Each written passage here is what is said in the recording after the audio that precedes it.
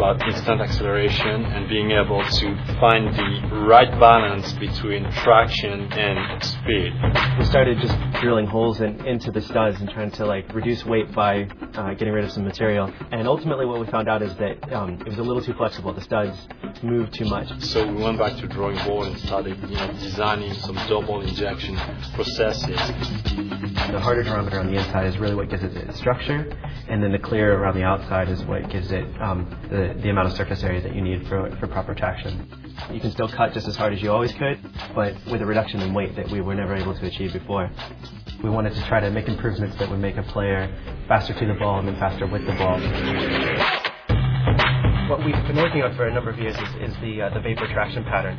The angle of some of these studs where you can see are a little bit more perpendicular to the plate. Those are all about taking off and stopping. As you get up to speed, what you need is traction in a more linear fashion. So that's where these studs that are a little bit more oriented parallel to the plate come into play.